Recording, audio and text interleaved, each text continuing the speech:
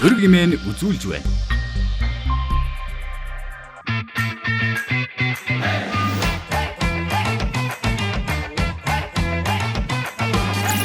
Финтек буюу технологийн хөгжлийг санхүүгийн үйлчилгээтэй хослуулсан салбар эрчимтэй хөгжиж, хэрэглэгчдэд зардал багтай, давуу талтай олон бүтээгдэхүүн үйлчилгээг санал болгож байна. Тэгвэл бид энэ удаа хэрэглэгчдэд хүүгүй, шимтгэлгүй, дөрвөн хувааж төлөх боломжийг санал болгодог StorePay компани үүсгэн байгуулагч захирал хангалттай ярилцуулна.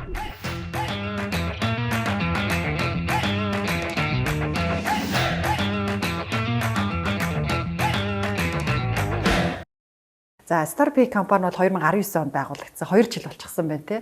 2 жилийн хугацаанд тэгэхээр 140 мянга гаруй хэрэглэгчтэй болсон гэдэг чинь бол маш сайн хэрэглээтэй аппликейшн байна гэсэн үг л дээ тий. Бүртгэлтэй хэрэглэгч нь 140 мянга гэхээр ямар нэгэн байдлаар оролдож үзсэн, хэрэгжилж үзсэн байна гэсэн үг шүү дээ. Тэгээд танах айгүй онцлог байна л да. Би нэвтрүүлгээрээ олон финтекүүдтэй уулзж байсан, банк усуудтай уулзж байсан. Хүү багтай л гэж ярьдаг те. Эсвэл хүүгүй бол шимтгэл нь өндөр байдаг ч юм уу. Гэтэл танах хэрэглэгчдэд ямар ч хүү шимтгэлийн ачаа өрүүлэхгүйгээр дөрөв хувааж төлөх боломж олгож байгаа ийм аппликейшн гэж хэрэглэхөө те. Ийм технологийн компани байна л да. Одоо энийг боломжгүй байхад нь боломжтой болгож одоо энэ 2 жилийн хугацаанд хөгжүүлээд явж байна гэж энэ юунаас эхэлж ирсэн бэ? Яаж эхэлж ирсэн бэ? Одоо бизнес талаас энэ айгүй хэцүү санагдаад байгаа хгүй. Ашиг нь хаанаас ч олохыг те. Хэрэглэгч яг итгэх үгүй юу? Хамтрагч компаниуд яаж хүлээж авч ирсэй гэд. Тэг яах яаж эхэлж ирсэн юм. Тэг би ер нь өөрөө айгүй тоонд дуртай. Ерөөдөө санхүүгийн төлөө сонирхол надаа одоо багаас байсан. Одоо нэгдүгээр сургуулийн сурагчлаа хүнийг яг тархийг задлж өгдөг. Бизнес дээр ч гэсэн одоо цаашдаа ямар ч ажил хөдөлмөр ер нь хүн эрхэлсэн асуудлыг олон талаас нь харах, тэрний зангилааг нь олох, шийдвэр гаргах. Тэр бүгдийг одоо яг тэр өсвөр наснд математик тоо бодож явахд ер нь хүн өөрийн мэдлэгөө суудсан байдаг. Анх тоо математиктэй ингэж холбогдчихсэн. За тэрнээс хойш ерөнхийдөө санхүүгийн ер нь бизнесүүдийг маш их сонирхдаг байсан. Банк, банк ус, зээл, лизинг одоо энэ үйлчилгээнүүд гэдэг.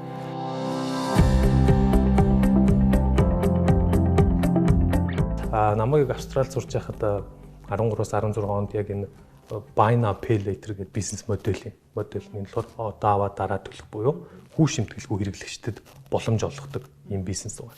Тэгэхээр энэ бол цоошин бизнес. Энэ зах зээл дээр анх энтэй ижил төстэй нь юу байсан бэ гэхээр кредит картны үйлчилгээ гэж байна. Банкуудын одоо голлох одоо тий зээлэр юм аваад дараа нь төлдөг үү? Тий. Тэгэхээр кредит карт бол их төстэй. Тэгтээ яг ухаад үзэх юм бол энэ цаана ажиллаж байгаа модель нь хоорондоо шал өөр яг эсрэг тесрэг байдаг. Яг бол кредит карт одоо жишээлбэл хичнээн хэрэглэгчдэд хүү шимтгэлгүй хугацаа байдаг тий. Тэгтээ жилийн хураамж гэж байдаг. Одоо хугацаа хэтрүүлэнгүүд хүү бодогдоод эхэлдэг. За эсвэл бэлэн мөнгө авах юм бол ингээд арай өөр гэдэг ийм өөрсдийн гэсэн онцлогтой. Гол юу нь болохоор нөгөө нэг хэрэглэгчдийн одоо тэр хугацаа хэтрээ жоохон хүү шимтгэл бодуулаад эргэн төлөлтөө хийж байгаа хэрэглэгчдээс ерөөхдөө гол тэр кредит картны одоо ашиг нь гарч ирдэг гэсэн үг. Тийм байдаг. Тэгэхээр яг 19 онд гэхэд одоо жишээлбэл Америк нэгдсэн улсад 121 тэрбум долларын төлбөр зөвхөн кредит картны одоо нөгөө хүү шимтгэлд төлөгдсөн байдаг. Тэгэхээр энэ өөрөө маш том тоо. Монголд болохоор кредит карт тийм ч одоо цаагаараа хэрэглэгчийг муухайгаар хэлбэл мүлжиж гин гэсэн үг үстэй. Тэр яг хэрэгцээтэй үйлчлэгээ л дээ. Бүр хамир мүлжиж гин дээр гэж яашаа дээ. Гэхдээ тэр хэрэглэгч байгаа те. Энийг давуу тал болгож ашигладаг хүмүүс ч байгаа. Ерөөсөө олон кредит карттай аль нэг хизээч хүү шимтгэл төлөхгүй явдаг ч хүмүүс байгаа. Тэнгүүд тэр хүмүүстэй одоо ер нь бол орлогын их өсвөр нь биш болчихж байгаа. Нөгөө талдаа одоо хитрхи удаан хугацаанд хугацаа хэтрүүлээд эргэн төлөлт юм уу чанаргүй болгочтой хэрэглэгчд бас биш. Тэгэхээр яг энэ хоёрын голд байгаа sweet spot гэд яг нөгөө орлого нь олж ирдэг хэрэглэгч нар байна л да. Жохон хугацаа төлөвлөлт хэтрүүлээд хүү шимтгэлээ эргэж төлдөг гэд. Тэгэхээр энэ нь болохоор өөрөө арай нэг юм буруу модель болчихж байгаа. Тэгэхээр энэ одоо манай StorePay дээр ашиглагдаад байгаа бизнес модель юу юм бэ гэхээр яг эсэргээрээ хэрэглэгчээс юусоо ингэж хүү шимтгэл авах биш. Харин энэнгээрээ дамжуулж энэ давуу талаа ашиглаж мерчант байгууллагууд буюу нөгөө дэлгүүр худалдаа үйлчилгээний төвүүдтэй эднэрт борлуулалтын шин сувг энэ талтаа нээж өгөөд хэрэглэгчтэй бас таатай авах нөхцөлийг бүрдүүлээд ингээд гурван талын харилцаа үүсээд гурвууланд нь одоо win-win win гэсэн одоо 3 талын ашигтын харилцааг үүсгэж байгаа. Тэгэхээр хэрэглэгч эндээс одоо ямар ч хүү шимтгэлгүй те нэмэлт төлбөр төлөхгүй өөр ямар нэгэн төлбөрийн одоо шилжүүлгийн 100 төгрөгч илүү төлдөггүй. Тэрийг манайхан өөрсдөө тэр төлбөрт нь оруулцдаг. Өөрсдөө төлдөг гэсэн. Тэгэхээр ингэж төлж дуусгаад дээрэс нь одоо доотлол 1% store point гэж буцаагаад авчиж байгаа та. Төлбөрөө хийж дуусангууд 1% юм уу? Доотлол 1%. Тий. Энэ нь болохоор хамтран 500 сая төгрөгийн бараанаас тий 5000 төгрөг. 5000 төгрөгийг буцаагаад байгаа. Тэгэхээр энэ нь яг хуу заримдаа бид нэр хамтран ажиллагч мерчант байгууллагууд санал тавиад за бид нар ийм промошн явуулъя те. Одоо энэ удаад 3%-ийг 7 хоногийн хугацаатай өгөөч гэдэг юм. Ингээ айгүй олон тийм гоё сонирхолтой юу гарч ирдэг саналууд.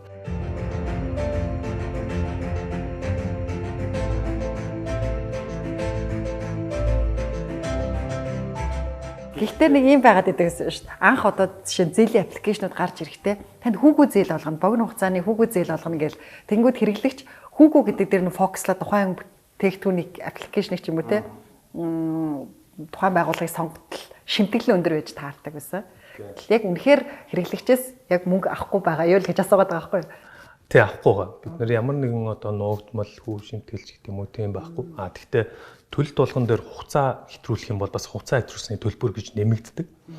Тэр бол одоо жишээл 5000 төгрөг байдаг л та.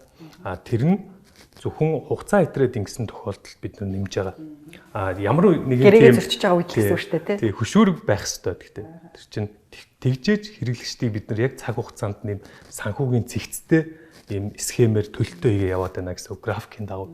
За одоо энийгээ төлнө шүү. Ингээд ингэ яваад байгаа. Яг хөө ихний төлөлтөө хийдэг тэр нь урьдчилгаа одоо гэж хэлж болно те 4-ний 1 ч юм уу 3-ний 1 хийж байгаа. Ямар нэгэн байдлаар тэр хүн урьдчилгаа төлөөд авч ийна гэдэг чинь үнэхээр хэрэгцээтэй хүссэн зүйлээ л авч байна. Тэгэхэд юу ч төлөхгүй байх юм бол та зүгээр нэг бараг дараа нь хэрэглэхгүй юм аа. За юу ч төлөхгүй юм чинь ингээл аваад. Яг энэ сэтэлч эмгтэй хүмүүст амар их байдаг шүү дээ. Хувааж төлнө, дараа төлбөрөөр төлнө гингүүд нэг үнэгүй авч байгаа юм шигээр юу хамаагүй авдаг тийм. Тэгэхээр яг тийм бас юм ойлголт байгаа. Тэгэхээр бид нар яг тэр хэрэглэгч л өөрийнхөө дараа нь төлөхөөсөө одоо арай илүү бага санхүүгийн дарамт бага болоо. За тэгээ 15 дахь хоног дээр ч юм уу 30 дахь хоног дээр дараагийн төлөлтөө хийчин гэдэг санхүүдээ бас нэг өөр юм соёл нэвтрүүлчин гэсэн үгтэй юм хуваагаа төлждөг. Тэр хүнд нөгөө нэг үлдсэн мөнгө нь байж болно шүү дээ. Тэрийг хизээч хэрэглэж болно. Энэ бол одоо store pay-ийн хувьд ярих юм бол одоо өөр зээл тавьж байгаа асуудал биш байхгүй. Энэ хүнд санхүүгийн сахилга баттай цоошин соёлыг одоо ашиглаж эхэлж байна л гэсэн үг хэрэглээ болох ёстой. Таны ярианаас ингэж штэ хэрэглэгчдэд одоо ингээд зээлийн дарамт учруулаагүй зээл бол биш. Гэхдээ нөгөө санхүүгийн сахилга баттай, санхүүгээ зөв одоо ашиглах боломж олгож байгаа гэдэг. Энэ бас их таалагдж байна л да. Нэрэл одоо ингэдэг штэ.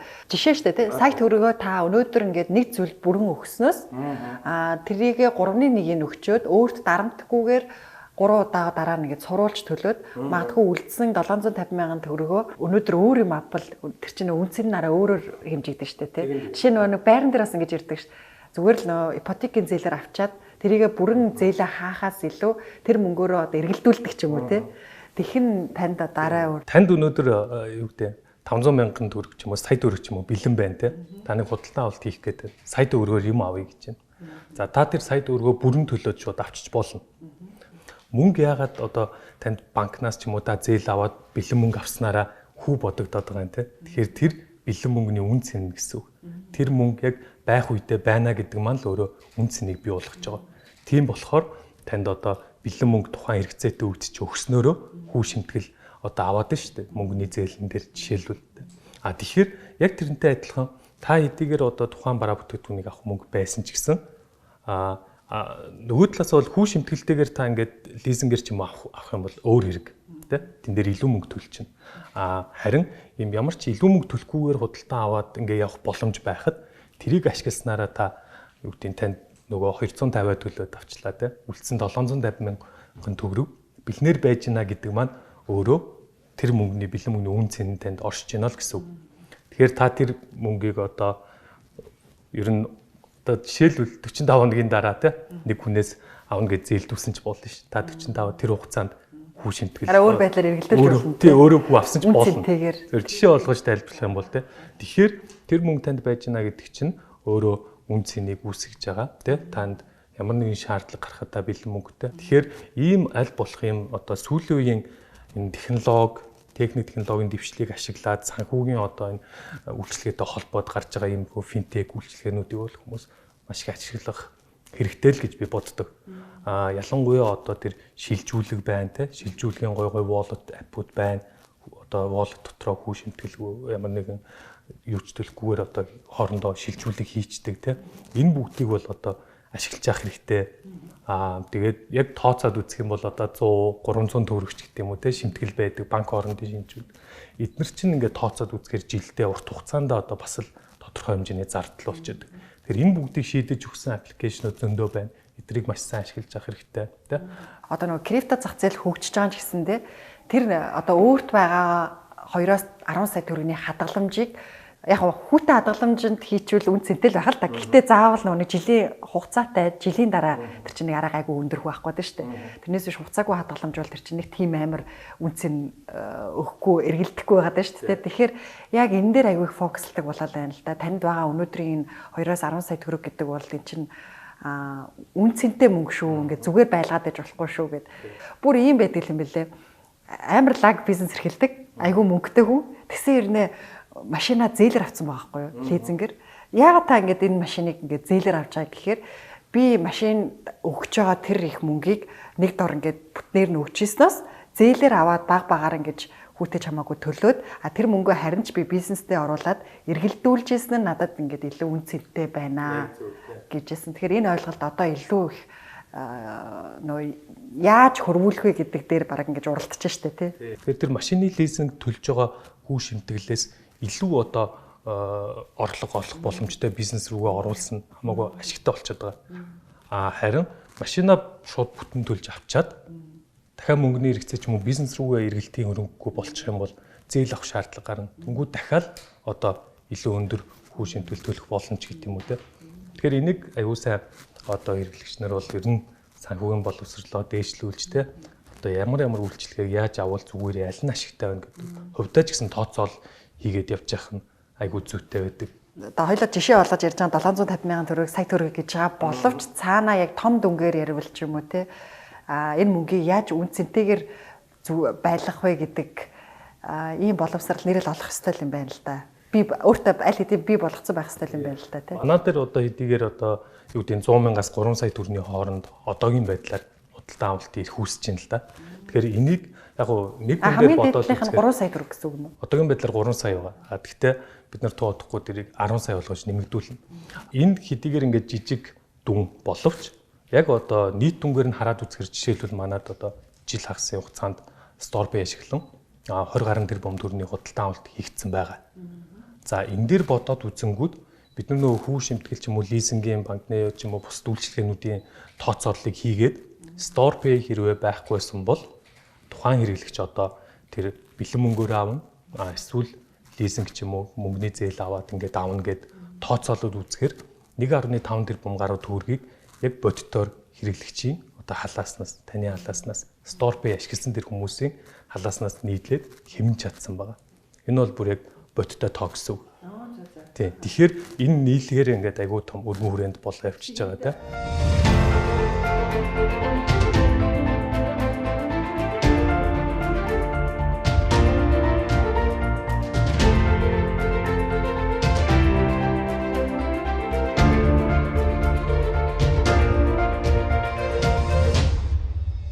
Анх эхлээд ингээл 19 оны 11 сард StorePay-г олон нийтэд танилцуулж исэн.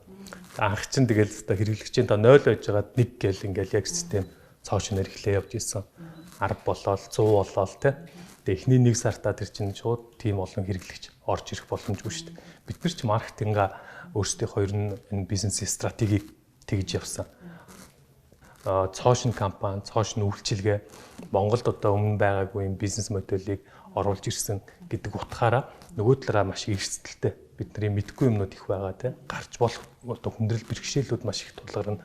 Тэгэхээр энд бэлэн байхын тулд ерөөдөө танталтын маягаар буюу ер нь орж ирж байгаа хүмүүсээр ингэж явъя. Харин хүмүүсийг ороод ирэхэд нь бид нар яг тэр хүнд нөгөө тулцсан сервис үйлчлэгийг нь үзүүлээ. Эхний 100 хүн дээр тийм гэл одоо систем лимт чинь байнгын сайжруулалт хэрэгтэй алдаа тутал гарч идэг тийм. Энэ болгоныг сайхан сайжруулаад Яма бэлдээл ерөн суурэ бэлдээл яваадсэн гэсэн. Хүмүүс ингээ итгэхгүй байх тохиолдол аягүй гардаг байсан. Нэг л юм байгаа да цаана гэл тэ. Хаанаас ашиг болоод он буйны байгууллага юм уу ч гэдэг юм. Тиймэрхүү юмнууд аягүй гардаг. Харин тий яг тэрийг л одоо асуух гал байна л та. Зарим хүмүүс бүр сонирхоод танах одоо тэгээд за би үнэхээр одоо итгэхгүй байгаа шүү дээ. Төлсөнгүй сая тий.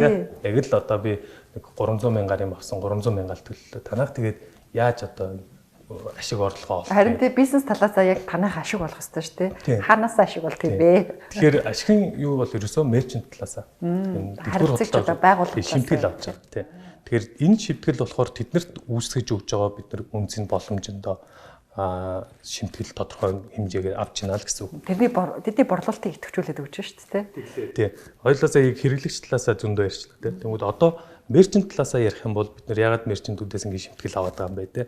Тэгэхээр энэ дээр бол бас мерчентүүдэд одоо тэр худалдаа борлуулалтын бараанд бүтээгдэхүүний эргэлт гэдэг маш чухал байдаг тий. Дээрээс нь тэр эргэлтээ сайжруулах одоо юу гэдэг тэр дэлгүүртэй лангуун дээр барааг удаахгүй байх. Энэ бол хамгийн чухал зүйл тухайн худалдаа борлуулалт эрхэлж байгаа хүмүүст. Тэгэхээр энийгээ сайжруулахын тулд хэрэглэгч худалдаа авалт хийх ёстой. Маркетинг хийж хэрэглэгчдийг татах тий чанартай үйлчилгээ бараа бүтээгдэхүүн санал болгох ёстой.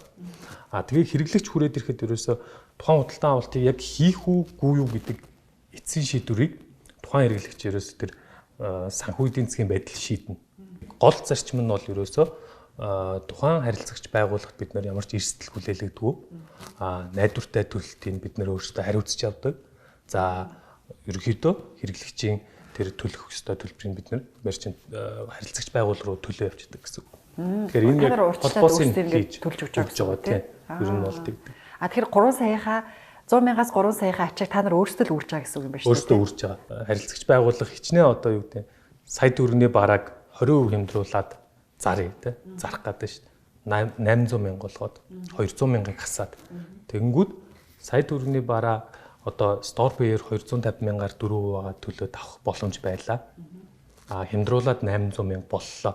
Энэ хоёрын аль нь хэрэглэгчд тий илүү хялбар сонсогдож байна тий 250 төлсөн хамаагүй өөр 800 хичнээн тэр мерчент бараагаа 20%-аар хямдруулаад 200 мянгаар хямдруулаад өөрсдийнхөө ашигын маржныг багасгаад тий ингээд бараа бүтээгдэхүүнээ зарах гэж гэдэг бол нэг ойлголт. Хэрэглэгчд яг тэр санхүүгийн хамгийн гол асуудлыг бэлэн ингээд шийдээд өгсөн төлбөрийн үйлчилгээг ашиглуулад өөрсдөө ямар нэгэн эрсдэл одоо хүлээхгүйгээр ингээд төлбөр авчиж байна гэдэг бас өөр ойлголт. Тэгэхээр энэ дээр бид нар яг тэр үн цэнийг бий болгож өгч байна. Борлуулалтын цоош нь одоо сувгийг нээж өгч байна л гэсэн үг. Яг боддоор тодорхойгоор бол дунджаар одоо 20%, 25% борлуулалтын өсөлт одоо нэмэгдэж байгаа зүйл гарч байгаа.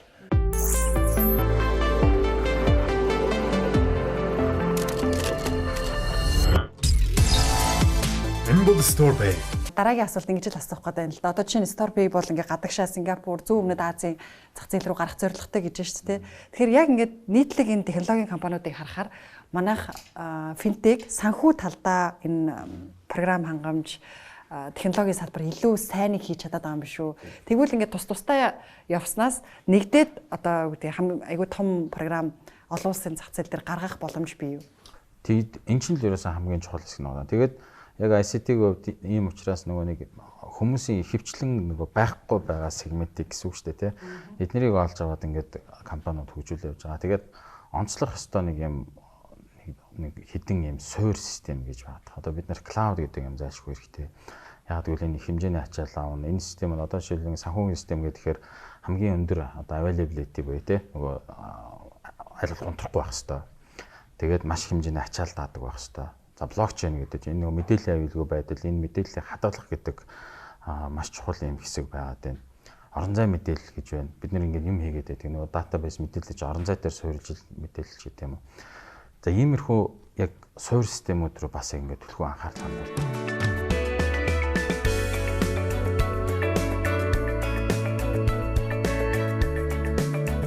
Тэгэхээр яг энэ суур системүүдийг яагаад бид нэр ингээд хийгээд байна гэхээр одоо жишээ санхүүгийн финтекийн юм ямар нэг юм шийдэл гарч ирлээ.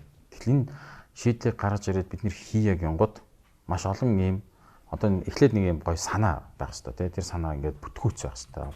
амьдрал дээр болох бас. Тэгээд тэр санаагаа хийх гэсэн чинь нөгөө суур платформуд нь интеграц их бүтээгдэхүүн програм хангамжийн энэ шийдлүүд нь байхгүй бол энэ санаа ингээ явахгүй шүү дээ. Тэгэхээр одоо ICT-ийн хувьд бол ерөөсөө яг энэ хин нэг юм бизнесмен эсвэл ямар нэг одоо төрийн нэг бодлого шийдвэр гаргадаг ч юм ямар нэг байдлаар нэг ийм систем зайлшгүй хэрэг боллоо гэтэл тэрэнд нь зориулсан суур системүүд тэрэнд нь зориулсан програм хангамжийн шийдлүүдийг л бэлэн болгох яг ийм чиглэл рүү л ажиллаж байгаа гэсэн үг. Товчхондоо бол.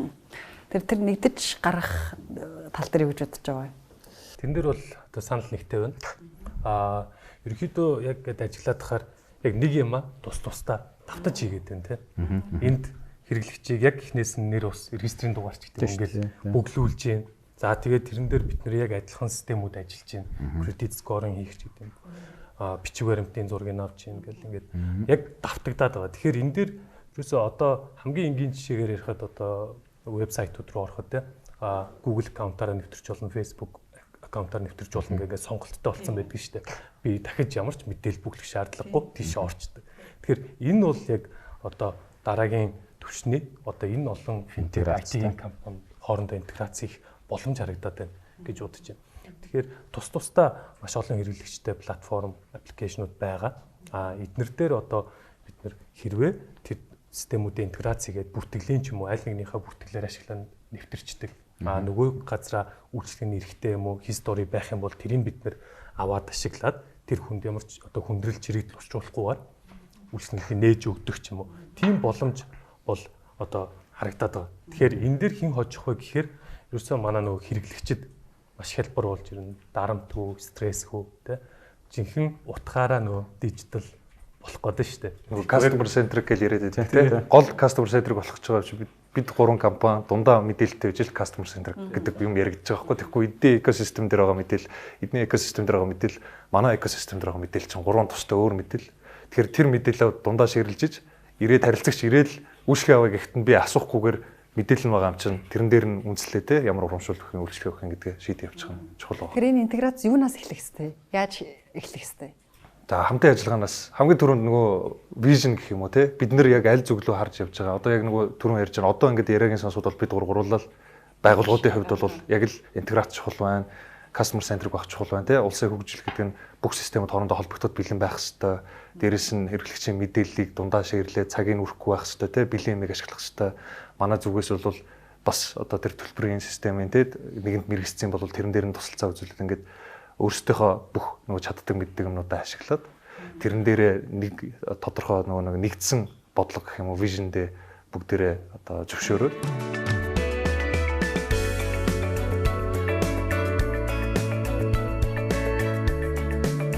адилхан вижнтэй байгаа л тохирол API одоо системүүдээ API гэдэг одоо протокол байгаа байхгүй одоо энгийнээр ирвэл нэг хаалганы код гэдэг шиг те та манайх руу орж ирээд ингэж хэлвэл захиалга чинь бид нар ингэж ойлгоо шүү гэд ресторан дээр нэг уух юмны захиалга, хоолны захиалга гэдэг шиг тогооч нь тэрийг ойлгоод буцаагаад өгдөг гэдэг шиг тийм л юм яриад байгаа.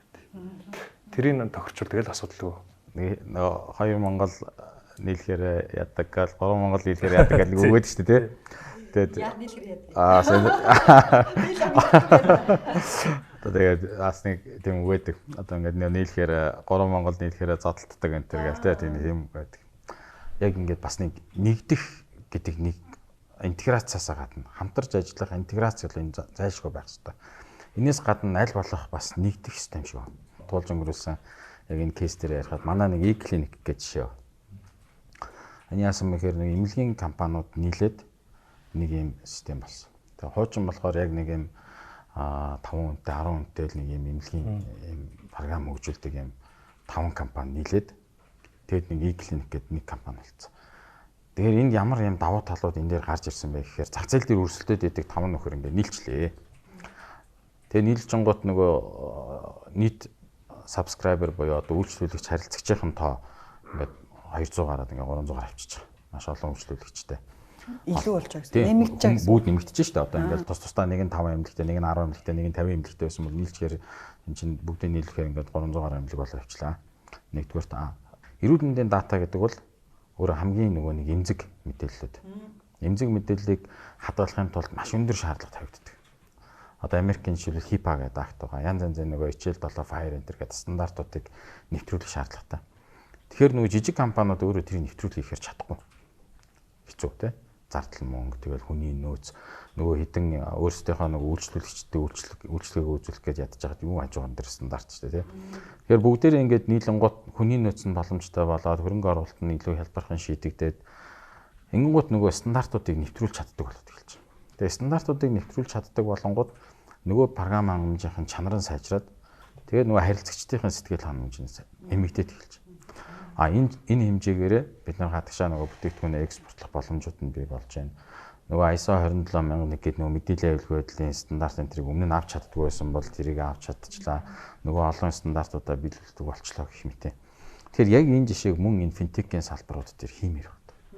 Одоо нэг жишээ шүү дээ. Босын зөвхөлтэй бүртгэлжүүлэлт гэдэг дээр л компани тус бүрдээ аюул цаг илүү үйлдэл үрээд нь шүү дээ. Тийм. Одоо ингээл босын бос боёо одоо нөгөө бас нөгөө дэлгүүрийн касын програм гэсэн шүү дээ.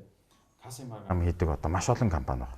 Тэнгүүт энэ програмууд ингээд олон компани мөн адилхан жижигхэн компаниуд уул нь тэдэнд чинь ингээ хоорондоо нэгдэж чадахгүй, хамтарч чадахгүй, их ашиг нийлээд ингээ хамгаалах чадахгүй болохоор нөгөө босын програмныхаа үн хямдарч байгаа. Бүр ингээд одоо баг шалгаар тий 50,000 төгрөг бүр үнгүүч босын програм байгаа шүү дээ.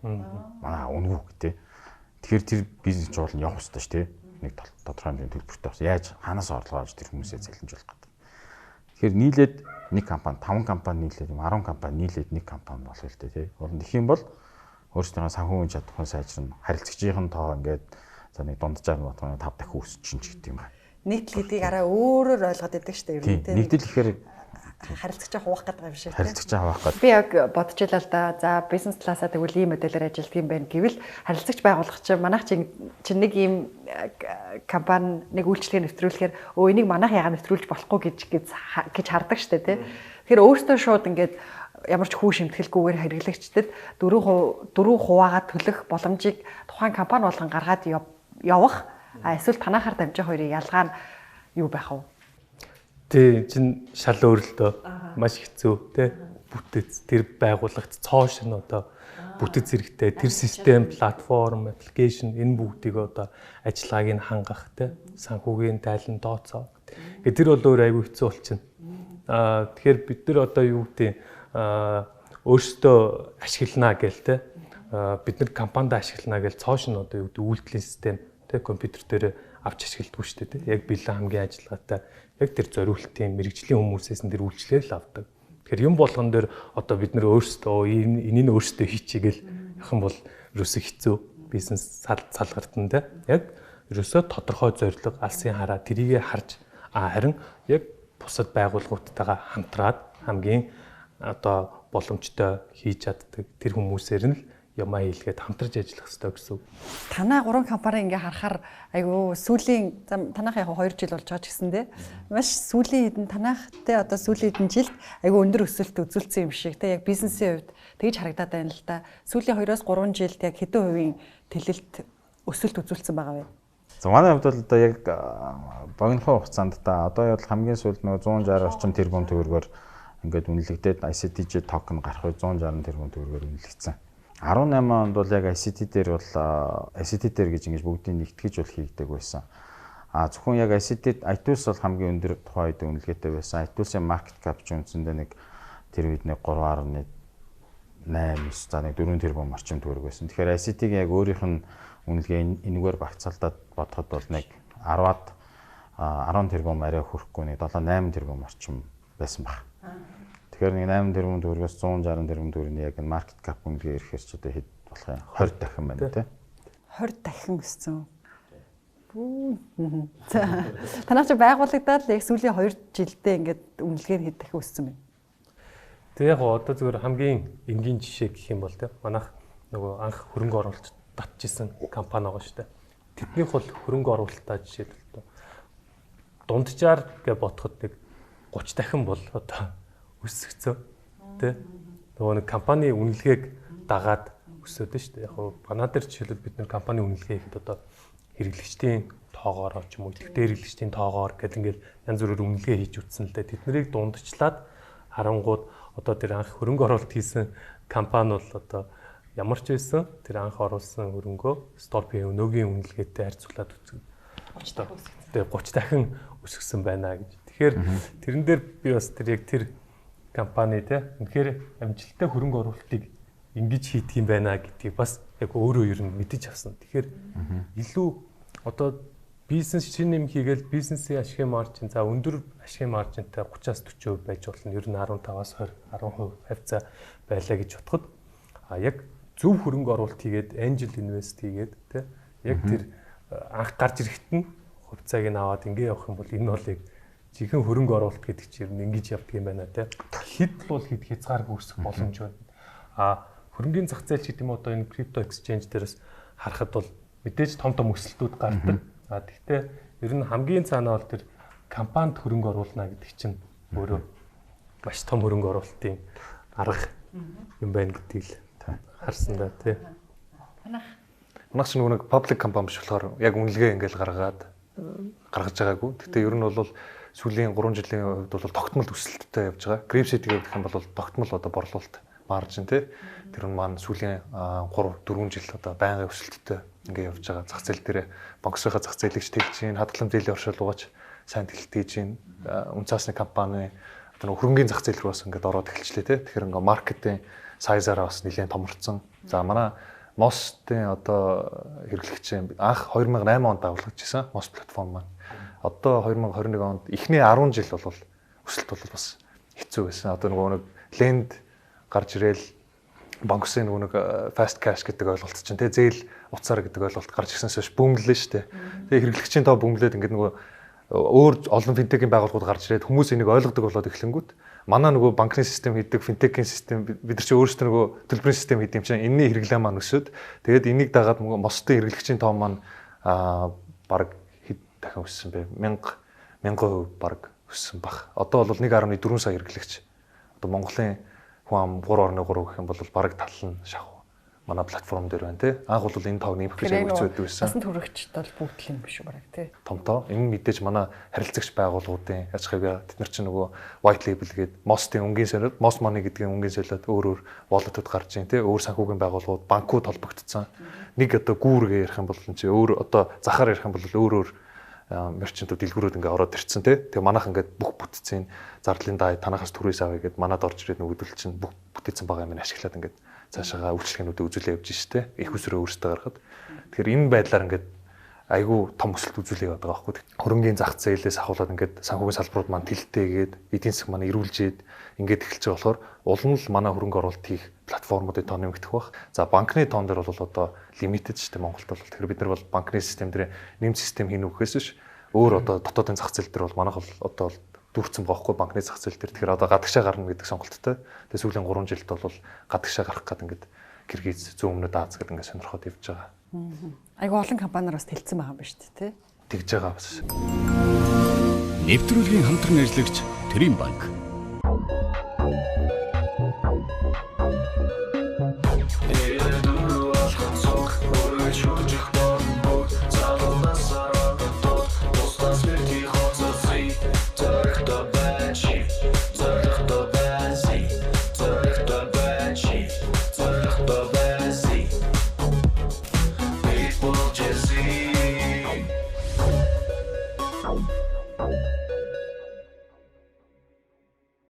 Одоо Starbay компанийхаа салбарыг олон улсад нэгээд төвийг нь ч бас ингээ Сингапурт нээчихсэн байгаа юм билээ шүү дээ. Starbay Lao гэд Лаос нээчихсэн байгаа гэсэн. Тэгэхээр гадаадад гарах алхмуудаа бол хийчихсэн юм билээ. Анхны хөрөнгө оруулалтаа гаднаас татсан гэж ярьжсэн тийм ээ. Тэр боломжийг яаж бий болгож ирсэн бэ? Гаднаас эхлээгүй байгаа бизнес дээр бас анхны хөрөнгө оруулалтыг шууд гадаад хөрөнгө оруулагчаас татах тийм амар бол биш шүү дээ. Тэгээд залуу хүн ямар боломжийг гарч ирэхэд нь яаж ашиглаж ирсэн бэ? Яаж пич хийж ирсэн бэ? Би яг нэг Австралид сурч явах үедээ цагийн ажил хийгээд тэнд дөрөв ярьсан те том ачааны машин унаад ингээ бараа бүтээгдэхүүн түгээдэг ажил хийдэг байсан. Тэгээ тэрэн дээрээ бас одоо нэлээд яг боломжуудаа ашиглаад хамгийн одоо хүнд хүчрээ боловч тэгтээ хамгийн өндөр цалинтай тэр одоо ажлыг хийдэг байсан. Өдөр болгон нэг өглөө хоолынхаа 10 тонн ачаа ачуулаад гарна. Тэрийг одоо хотоор яваад ингээд газруудад өөрөө буулгаж өгөөд тараадаг тийм ажил хийдэг байсан. Тэрний цалин бол бас хөрхөө оюутан хүн тэр үед л өндөр цалин авдаг байсан л да. Одоо $4-5 мянган авчдаг байсан. Тэгээд ингээд явж исэн. Тэндээс яг тодорхой хэмжээний нэг жоохон хөрөнгөлөл үүссэн байдаг. Тэгээд StorePay-г эхлүүлэхэд бол мэдээж их хөрөнгө шаардлагатай болсон. Энэ бол маш том платформ, маш олон систем дагаж дэд бүтцийн системүүд давхар хөгжүүлэгдэн тэ аппликейшн, вебсайт тэр чи өөрөө маш том зөвхөн платформ ажиллаж байдаг учраас энэ дэр маш их хэмжээний ер нь хөрөнгө оруулалт шаардлагатай болсон. Тэгээд за окей ямар ч байсан би энийг эхлүүлэх ёстой байна. Тэ гээд одоо энэ ICT group-тай хуулзаад тэр бүтээгдэхүүн хөгжүүлэлтийн гэрээгээ байгуулад урьдчилгаа одоо байсан 20 сая төгрөгөө өгөөд за ямар ч байсан эхлүүлчих. Хоригдлаа юу. Өгөөд эхлүүлж илаа. Тэр чинь шат дараалтаагаар дараагийн төлбөрүүд хийгдэх ёстой. Ингээд дараагийн хөрөнгө оруулалт мөнгө шаардлагатай болно.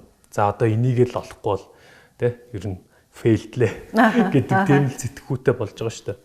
Тэгээд ерөнхийдөө хөрөнгө оруулалт маш одоо идэвхтэй хайж явсан. Юугаа бол системээ бол өөрийнхөө мөнгөөр хийгээд эхэлсэн. Бизнесээ бол бүр эхлүүлчихсэн байсан юм ба шүү дээ, тий. Гэтэ би яг хөрөнгө оруулалтаа татахтаа нэг бодож исэн юм бол гадны нэг одоо томоохон компаниас хөрөнгө оруулалт татчих юм бол ерөөсөө маш том ирээдүйтэй байна. Тэрийг хийчих юм санал гэж юу бодож исэн да. FrontGPage гэдэг компани байгаа. Гадаадын хөрөнгө оруулалтын компани. Энэ бол одоо хөрөнгө angel investor буюу ихэнхдээ одоо ийм эхэлж байгаа бизнес, гарааны бизнест хөрөнгө оруулдаг ийм компани байдаг. Тэр компани одоо яг chairman гэдэг хүн бас Монголд хөрөнгө оруулалтууд хийдэг, энэ тэнд бизнест хөрөнгө оруулсан хүн байдаг. Тэр хүн одоо яг Монголд ирэхэд нь бас нэг уулзах боломж олдчихлаа. Өөр компаниар дамжуулаад. Тэгэхээр тэр хүнтэй яг тэр боломжоор ер нь ашигласан гэх үү дээ. Тэгээ яг нөө pitch deck маш сайн бэлдээд томоо юм цаасыг тэр бүх төлөвлөгөө бизнес план танилцуулах юмаа бэлдээд одоо энэ багшин дэдийн тэрнгээр л нэг томоор хэвлдэг газар энэ төр хэвлүүлээл нөгөөдгөө барайл ингээл явдаг. PPT гэхгүйгээр цаасан дээр буулгалаа. Яг зөв тэгж яг хийжсэн. Яг хүн гоё төлөвлөгөө харуулах гэдэг шүү дээ, тийм. Яг компьютер ноутбукн дээр ингээл үзүүлж болно. Бүгд л тэгж үзүүлдэг. Тэгээд тухайн үнтэй яг уулзаад нэг хоолнд орох боломж олдоод танилцуулсан бүх бизнес төлөвлөгөөгөө ийм байна гэдгээ танилцуулаад үзүүлээд тэн дээр яг бизнес төлөвлөгөө танилцуулахад бас зарчмууд байдаг. Тэр зарчмуудыг маш сайн судалж тэ. Жишээлбэл одоо худлаа ярьж болохгүй. Тэр богинохон хугацааныг айгүй сайн нөгөө бизнес төлөвлөгөөгөө нүдэнд нь харагдтал ойлгуулж чадахгүй бол тэгэл тэр моментыг ашиглаж чадахгүй гэсэн үг шүү дээ. Pitch deck буюу одоо тэр нөгөө анхны хөрөнгө оруулалтын санал тавих тэ төслөө танилцуулах тэр уулзалтан дээр судалгаарч явах юм байт юм билээ. Эхний 2 минут 30 секундэд тухайн хүн бол хөрөнгө оруулагч юу шийдвэрээ гаргацдаг. Цаашдаа сонирх уу, сонирхгүй, сонирхлоонд энэ татах уу, татахгүй юу гэдэг нь ер нь дотор нь тодорхой болчдөг. Эхлээл ингээл үзэхэд нэг сонирхол хөөч юм уу те. За байдаг л гэл ингээд явчих юм бол тэр хөөгээсаа эхний 2 минут 30 секундэд дотроо ер нь шийдвэрээ гарч ичнэ гэсэн үг. Тэрийг үзээд дуусгасан ч гэсэн за баярлалаа те. Тэгэл хөрөнгө оруулалт хийхгүй шийдвэр гаргадаг ч юм уу те. Тийм байдаг юм бэлээ. Тэгэхээр аль болох тэр ихний одоо яг анхны сэтгэлдлийг маш зөв төрүүлэх те. Тэр хүний сонирхлыг татах гэж зөндөө бас арга тактикуд байдаг. Тэгэхээр яг хөвлөөд ингээд том зурагтай юм үзүүл чинь те. Аппликейшны ингэж ийм болно гэл те. За хэрэглэгчтэй ингэж татна. Хэрэглэгчдийн сектор энэ. За эрсдэлний юм байна гэдэг. Бүх юм айгу ил тод танилцуулах хэрэгтэй те. Хизээч худлаа одоо ямар нэгэн баримжаагүй одоо тийм бол ярьж болохгүй. Тэгтээ маш чөлөөтэй сэтгэж одоо төсөөлөх хэрэгтэй бас ирээдүйд би бол энийг ингэх боломжтой гэж бодож байна гэлтэй. Тэр бүгдийг маш сайхан танилцуулах хэрэгтэй. Мэдээж тэр санхүүгийн модельо маш сайн бэлдэх хэрэгтэй. Яг оноор нь сараар нь ингээд зардалт юм байна, орлого юм байна гэдэг. Тэгэл тухайн яг тэр хоол идээд дуусгаад хөрөнгө оруулагч ямар шийдвэр гаргаж ирсэн юм. Шууд заа гэсэн үү? Үгүй юу гэж тэгвэл. За баярлалаа те. Надад маш сонирхолтой байлаа. Гоё төсөл байна. Тэ энэ бол бас боломжтой юм шиг санагдаж байна гэд. Тэгээ ямар одоо чамд санал байгаа те хөрөнгө оруулалтын гэд. За тэгээ саналаа хэлээд ийм санал байна. Одоо гэд. За баярлалаа. Би бодож үзье те эргээд хариу хэлье. Тэгээд дөхөө чинь явчихж байгаа те маргааш нэг өдрөөс нь Монголоос яваад Таиландд тэр нь бол амьдардаг. Тэгээ явчихж байгаа. Тэгээд тэр өөрийнх нь тэр FrontGPage гэдэг компани бол одоо Сингапур, Таиланд, Лаос, одоо Танзан, Тунис гэл ингээл маш олон Франц те Европт ингээд олон бизнест хөрөнгө оруулсан маш амжилттай юм angel investor хийдэг хүн мэдээж тэр дотор нь ч гэсэн фейлдсэн бизнесүүд ч гэсэн байгаа. Ингээд маш их хөрөнгө оруулалт хийдэг тэр дэд бүтц сайтай, connection сайтай ийм компани байсан. Тэгэхээр заахгүй энэ компаниас л ер нь хөрөнгө оруулалтаа би татах хэрэгтэй байна. Тэгж чадах юм бол цаашдаа ч гэсэн одоо дараагийн нөгөө нэгтэй гадны зах зээл рүү нэвтрэх энэ болгон дээр өстой жинхэнэ хамгийн том боломж надад бүрдэх юм байна гэдэг. Аюу сайн судалсан байсан бай тээ. Монголд хөрөнгө оруулалт гадаад хөрөнгө оруулагчдыг эхлээд судалсан гэсэн үг үү? Монголын зах зээлийг жоохон мэддэг, гадралдаг болчихсон. Тийм яг хөө тэрэн дээр бол яг бас л нэг боломж л одоо Аз гэх юм уу те. Тэр үнтэй ингээд холбогдох боломж гарч ирсэн л гэсэн үг. Тэгэхээр хүн болгонд тэгтээ ер нь нэг боломж гарч ирэх боломжтой байгаа боломжтой. Тэрийг хүн өөрөө маш сайн хайж олох хэрэгтэй. Маш сайн юмаа тооцоолох хэрэгтэй. Тэгэх юм бол тэр боломжоо нээж тий өөрөө ингээд хараад олноо л гэсэн. Боломж бол тийм түгээмэл биш. Тэгтээ тоотой хэдэн боломжууд ер нь бидний иргэн тойронд байгаа гэдэгт би итгэдэг тий. За яах вэ? Нөгөө нөрч байнга ингээд шалаал тий бичээл, мэйл хичээл ингээд байж болохгүй. Тэгэхээр яг дөрөвтэй хариу 1-2 мэйл хичээл ерөөсөө өгдөггүй. Тэгэхээр Таиланд руу би явсан. Окей, ерөөсөө Таиланд руу явъя те. За би одоо Таиланд руу сайхан амарч аялж зугаалгаар боллоо те. Та тэндээ байгаа юу гэд бас наан холбогдсон. Араас ерөөсөө очил гэж бодоод. Тий, ерөөсөө очил гэж бодсон. Байгаа штэ те. Ямар гоё чи Таиланд ирэхээр болцсон юм аа. Тэгвэл хоёлаа энд бас нэг чамаа би хоолнд оруулнаа, Монголд уулзсан юм чи ингээд бидэж тэхийн би мэдчихсэн л та те. Тэгээ Таиланд руу шууд явсан. Таиланд очоод тэгээ тэрнгээр гол зорилго бол миний хувьд нөгөө хүнтэй уулзах шүү дээ. Тэн дээр яг дэлгэрэнгүй дахиж бүх юм яриад. Тэр хугацаанд чинь болохоор нөгөө манай хөгжүүлэлт бас тодорхой хэмжээнд яваад үзүүлэх юмтай болчихж байгаа. Анхны тест юмнууд байгаа. Хэдийн хугацааны дараа гэсэн үг үү? Ер нь бол сар гарны дараа. Эхний юмнууд ингээд бас нэг гарч ирээд ерөнхий одоо UI UX design, application-ы дизайнууд зурагддаг ч юм уу те зураглал нь гарцсан. Тэрийгээ ингээ үзүүлж харуулаа. За одоо тэдэн хөвтэй явж байна. Одоо ингэн ингээд бүх юма дахиж тайлбарлаад. Тэгээ тэн дээр яг нөө шийдвэрээ гаргаж исэн. За окей, ер нь би яг энэ feel in my gut гэдэг энэ англиар тэгж би яг энэ дотроо ер нь болох юм шиг мэдрээд байна гэд нөгөө тим сэтгэл төрлөө. Тэгэхээр би гол нь яг бизнес төш бас чамд айгүй итгэж байна. Би хүнийг харж хөрөнгө оруулалт их дуртай гэд хэлчихсэн. Тэгэхээр чамаас айгүй их тийм юм ирч хүч амбицтэй хий гэсэн ард нь гарах юм надад мэдрэгдээд байна. Тэгэхээр окей би ийм хөрөнгө оруулалт хий гэд хийжсэн. Тэгэл нэг гоё байгаад тийм гоё үстэй. Гоё. Хаа эсэ хоолойч Таиланд руу зорж очичоод хоосон буцаж ирэлгүй шийдвэрийг гаргуулчаад ирсэн гэдэг чинь. Тэгэл маш тэгэл яг тэрний өмнө чинь бүх юм яг бүрхийцэн байгаа шүү дээ тий. Тодорхойгүй хөрөнгө оруулалт авч чадахгүй бол тэгээ дараагийн нөгөө системийнхаа дараагийн төлбөрийг төлөх ёстой. Тэр мөнгө нь байхгүй. Тэгээ тэр мөнгөний өгч чадахгүй би ингээ яваад тэдний ажиллаа хийгээд байна гэж байхгүй шүү дээ. Цацрах шиг л те. Ингээд аюу гоё болж исэн, онгойжсэн. Тэгээд улам тэндээс ирч хүч аваад за гэд яг нөгөө хувь арилт юмаа хийгээд системээ хөгжүүлээл. Тэгээд нууц биш бол хэдэн хувиа хөгжсөн байгаа. Яг одоо StorePay компани яг share holding бол StorePay Holding Сингапур гэдэг компани бид нэр 2020 оны 6 сард үүсгэн байгуулсан. Тэгэхээр яг гэвэл бид нэр ерөнхийдөө зүүн өмнөд Аз руу тэлнэ гэдэг төлөвлөгөөгөө тухайн үеэс гаргаад нөгөө нэг компанийхаа бүтэц коннекшнийг ашиглаад ер нь боломжтой байна те. Энд дээр бид нар яг эндээсээ зүтгэх биш, энийг ашиглаад энэ холбоо сүлбэг ашиглаад тэнд байгуулах нэвтрэх боломж байна гэдгийг хараад бас бүтцийн өөрчлөлт оруулж исэн. StorePay Holding-ийг Сингапурт байгуулад Монголын StorePay-ийг одоо Монгол дахь салбар буюу те охин компани болгоод за тэгээ араас нь StorePay Log тэнд бүтэц зохион байгуулалтын ажлыг эхлээд ингээ явж исэн. Тэгээд StorePay-ийн одоо share holding бол StorePay тэр Сингапурт одоо толгой компани дээр явдаг. Монголын тал одоогоор 54%-ийг эзэмшиж байна. Frontgate Asia буюу хөрөнгө оруулагч компани маань 46% эзэмшиж байна.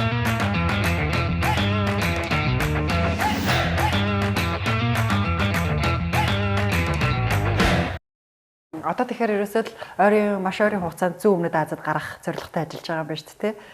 Тэнд ер нь яг манай энэ финтекүүд гаднаас айгуу сайн хөрөнгө оруулалт татчихээн. Гадагшаа гараад эхэлж байна л да. Жишээ нь одоо нөө Pocket юм Казахстан, Станы орнууд руу гараад эхэлсэн юм билэ. Боломж нь ижил одоо хүн амын бүтцтэй байна гэсэн үг үү? Тэнд ийм үйлчилгээ байхгүй шин байна гэсэн үг үү? Ямар боломж байна гэсэн үг вэ? Ухаан компани өөрөө зүүн өмнөд Азад бас бизнес өстэй учраас бид нэр мэдээж хамгийн ихний шалтгаан зүүн өмнөд Азийг сонгож ирсэн. Тэрийг ашиглах хэрэгтэй. Тэгэхгүй бид нэр одоо шууд Америк руу одоо гарна гээл те. Тэнд холбоос төлбөр connection бүх юмыг бүрдүүлнэ гэдэг чинь айгүй цаг хугацаа хүндрэл бэрхшээлтэй ажил болчихно. Тэгэхээр за окей зүүн өмнөд Аз боломжтой зах зээл байна. Зүүн өмнөд Аз дотор Лаос улс бол ерөөсөө entry level market буюу яг эхний алхмаа хийхэд хамгийн тохиромжтой зах зээл юм байна те. Шууд Таиланд руу ч гэдэг юм уу тэр хэд олон сая хүн амтай улс руу орно гэдэг хэцүү шүү дээ. Тэгэхээр бас тэн дээрээ нэг тийм төлөвлөгөө гаргаад Лаосыг сонгоод за Лаос дахь баг бүрэлдэхүүнийг нөгөө хамтарч ажиллаж байгаа компанитайгаа бас тэдний тусламжтайгаар бүрдүүлээд ингээд явж байгаа. Тэгэхээр Лаос бол жишээлбэл одоо Монголоос 2 дахин хүн амтай. За 97 сая орчим хүн амтай тий. Тэгээд зах зээлийн эдийн засгийн нөхцөл байдал одоо нөгөө ДНБ ч гэдэг юм уу тий. Маш төстэй Монголтой. Тэгэхээр тийм улс байгаа тийшээ нэвтрүүлэх боломжтой. Дээрэс нь ерөнхийдөө энэ сүүлийн үед техник технологийн юм үйлчилгээнүүдэд айгүй нээлттэй болж ирж байгаа улс. Лаос нэвтэрчих юм бол одоо эргэн тойрны Таиланд, Вьетнам руу ч гэдэг юм уу яг тэр гарцыг нээж бид нар чадна л гэсэн. Тэнд нэвтрээд тодорхой хэмжээнд үйл ажиллагаа явуулаад тэр ашигтай байж болно, ашиггүй байж болно. Гол нь тэнд бид нэр салбараа байгуулсан гэдэг утгаараа тэгээд Таиланд, Вьетнам руу болж их том зах зээл байгаа. Тэндээсээ үргэлжлээд одоо Филиппин, Индонез руу нэвтрэх боломжтой гэж харж байна. Мэдээж одоогийн байдлаар бид нэр судалгаа хийхэд бол тухайн бүс нутгуудад бол манайх дэжилттэй үйлчлэгээ байгаа. Тэгтээ бид нэр ядгарл одоо үүсэх боломж бол хизээд байгаа. Зах зээл дүүрнэ гэж хизээч байхгүй гэж миний хувийн бодол. Яг тэгвэл зах зээл гэдэг чинь одоо энэ хэрэглэгчид өөрсдөө маш хуримтгай, тий, үүдэмтгай, дээрэс нь шин содон зүйлийг байнга одоо ингээд хүлээж идэг тийм. Тэгэхээр тэр боломж байгаа, тий. Бид нэр одоо зөндөө түүх мэдэн штэ. Nokia тий одоо 2000-аад онд тий. Ерөөсөө Nokia-гоос өөр утас бид нар мэдэхгүй байлаа штэ. Сайн чанартай гэдэг. Тэр үед одоо Nokia тийм монопол байсан. Бүх хүн л Nokia гар утас өрдөг байсан. За нэг утасны тий гар утасны компани байгуулъя гэлдэх юм бол юу гэж над утас чи авч ийдгийг тий хүмүүс ер нь Nokia л барьдаг ш тэгэл тийм л юутай бид нар учрна гэсэн. Тэгэхэд одоо тэр том компани тий зах зээлээс ингээд шахагдаад дараагийн шинэ бүтээгдэхүүнүүд зохиулаад алга болж байгаа. Nokia-гийн одоо алдаа гэх юм бол тэн дээр тэр хурдан нөгөө нэг шилжилтийг хийж чадаагүй тий шууд точтой тэр ажиллагаа тэрийг хийж чадаагүй. Ерөөдөө өөрсдийнхөө гол тэр классик маягийн утсаа ингээл яваад исэн тий тэгсээр байгаад тий тэгсээр байгаад ингээл ерөөхдөө зах зээл намаагүй жижигэрж байгаа. Тэгэхээр ерөөсөө гарах гол концепц бол ялгарл юм аа л гэж үзэж байна үү тий. Энэ бизнес өөрөө бизнес модель нь эерэг талын бизнес модель гэхгүй ёс зүйтэй гэх юм уу тий хэрэглэгчдээс аваад авах биш ерөөхдөө боломжийг нээж өгөөд ер нь өгч гин гэсэн. Нөгөө харилцагч байгууллагуудтай ч гэсэн бас байнгын аваад авах ш тэр чинь нөгөө талаараа тэрнээсээ илүү одоо үр дүн ашигыг үүсгэж байгаа учраас энэ бол маш ёс зүйтэй бизнесээ гэж хэлж болно. Тэгэхээр энэ утгаараа бид нэр энэ бизнесийг нэвтрүүлээд явна гэсэн зорилготой байгаа.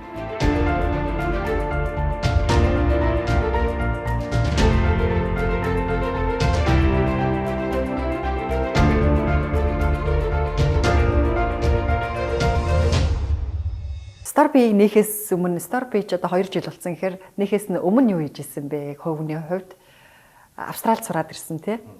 Тэгээд бүр 17 настайгаас эхлээд бас өөрөө бизнес хийж үзчихсэн оролдлогууд нь бас их сонирхолтой юм байлээ. Спортын сэтгүүл гаргаад эхэлж ирсэн гэсэн тэр туршлагуудыг нэрвэлээ.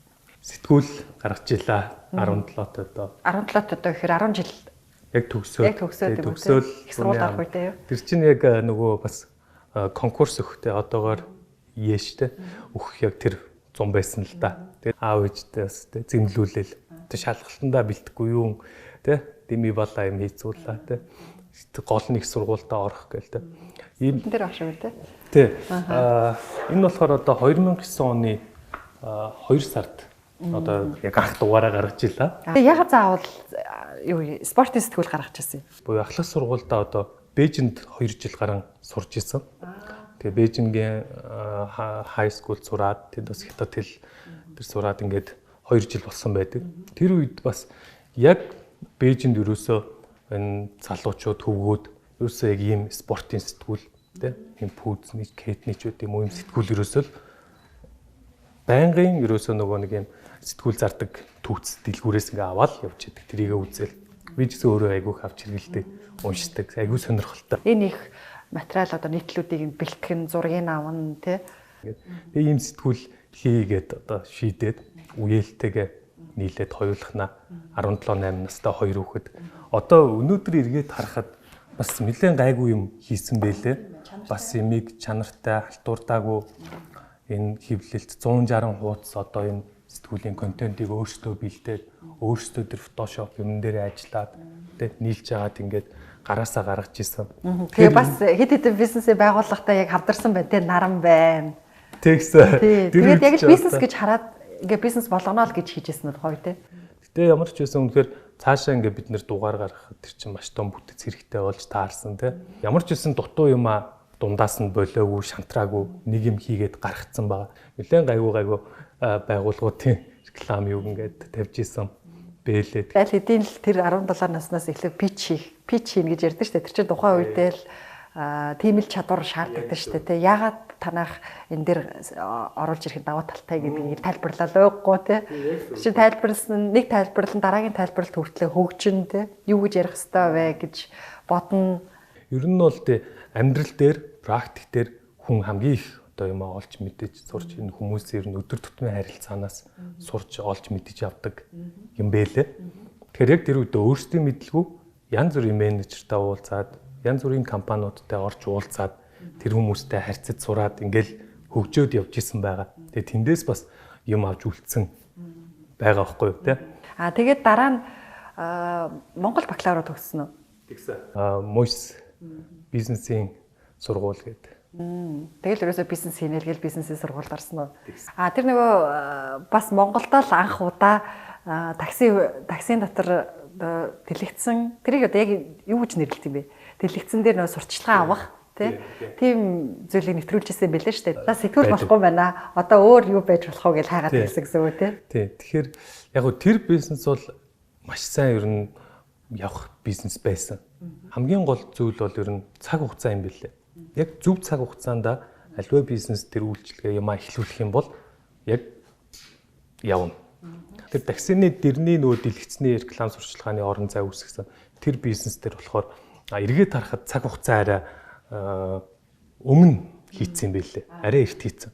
Тэр чинь 1991 такси гарсан байсан биз? 1950 такси байсан. 1991 яг гарч ирж ирсэн. Тэгээ бид нэр 1950-та бас уулзаал менежертэй уулзаал одоо танаа таксидээ энэ цоош нь юм реклам сурчлагын дэлгэц байрлуулъя. Та нараас ямар нэгэн үн төлбөр авахгүй. Танаа рекламыг явуулж өгье те. Бол таксины одоо те тухайн зорчигчийн 5 тухт ч гэсэн хайтахан үүсэх юмтэй юм болноо. Том хотууд бүгд ийм байна гэл ингээл яриад яваад байгууллагатай болсон шүү дээ. Замрааг их газартаа уулзж явжсэн. Би нэг найзтайгаа бас хамтраад хийжсэн. Хоёулаа энийг хийгээд тэгээд урагшаа яваад одоо Шэньчжэн гэдэг Хонконгийн хажуудлын хот байдаг.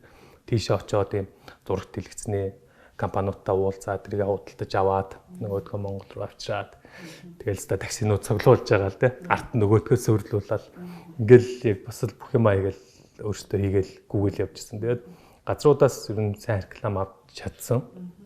Гол нь цаг хугацааны ягаад эртцсэн байсан юм бэ гэхээр яг тэр нэг таксины зорчигчд орж ирээд суух тэгэл цохоод хагалцсан те. Согтуугун цохоод хагалчлаа, эвдэрчлээ. Хүмүүс одоо нүд өвдөд байна, уурлаад байна, унтраа гэж юм гэл тиймэрхүү асуудлууд дараагаасаа гараад эхэлсэн юм ардаа цоочтой л доо тэр мөрийг онгоолгоод ингээд ийм үед нэвтрүүлсэн байсан. Тэгээд одоо тийм үйлчлэг байдаг те. Одоо байдаг. Одоо л хэрэглэгч арай тэрийг зохиж мохихгүй. Тийм гарахгүй шүү дээ одоо тий. Хүн болгон хэрэглэгч бас тэр хооронд ингэж хөгжиж соёлж чинь гэсэн үг үү? Тийм байх тий. Тэгэхээр ер нь бол би яг тэгж харддаг. Ажиглаад тахад бизнесүүд, аж ахуйн нэгж стартапууд ч гэдэг юм уу. Эднэрээр дамжиж ер нь айгүй их нийгэмд соёл төвдөг юм байна да. Тий. Бид нэр одоо юу гэдгийг жишээлбэл энэ convenience store те CU GS25 гэх юм ингээд эдгээр маш гоё соёлыг одоо анх дүгэж илаа шүү дээ те. Тэгэхээр ер нь бизнесээр дамжиж ингэж соёл дүгдэг юм байна гэж ер нь ажигласан шүү. Яг тэр санаагаа хэрэгжүүлж байгаа гэдэг чинь дараа нь өөрт айгүй олон тийм туршлага дараагийн том бизнесээс суур үлдэнэлтэй тий яг зөв. Хамгийн гол зүйл нь бол ерөөсөө нөө хэрэгжүүлж чадаад байгаа л тэр сэтгэл зүйл юм бэлээ. Тухайн үедээ маш их асуудал бэрхшээл тий сэтгэл зүйн уунаа эргэлзэн итгэлгүй болно шал бүтэхгүй юм гээл хүмүүс хэлнэ загнана тий хичээл номоо хийхгүй юу болж байгаа юм тий эцэг хэдэл дэмий юм биш үү те ч гэдэг юм уу те хичээл номоо сайн төвлөрч хийсэн дээр юм уу ч гэдэг. Тиймэрхүү одоо зөвлөгөө юмнууд ингээл эртгэл байсан л да. Тэгээ тэр болгон дээр чинь хүн янз бүрээр л бодно олон талаас нь бодно те. Гэхдээ тэр эргэлзээнүүдийг даваад за юу болохыг харчээ гэсэн л ерөөсөө тийм сэтгэл зүй байгаад байгаа. За тэр амжилттай явах үгүйг тэгэл баттдаг чи. Яг дараа нь нөгөө нэг тэнд харамсах орон зай үлдээхгүйгээр эргээд харамсна гэдэг чи айгүй хэцүү шттэ. Тэр үед ер нь нэг ийм бизнес санаа олж исэн хийцэн байсан бол ер нь яах байсан бол гэж бодох чинь өөрөө хүнд айгүй хэцүү. Тэгэхээр миний бодлоор бол хүн бол ер нь харамсахааргүй юмнуудаа хийх юмаа хийж үзээд тэ.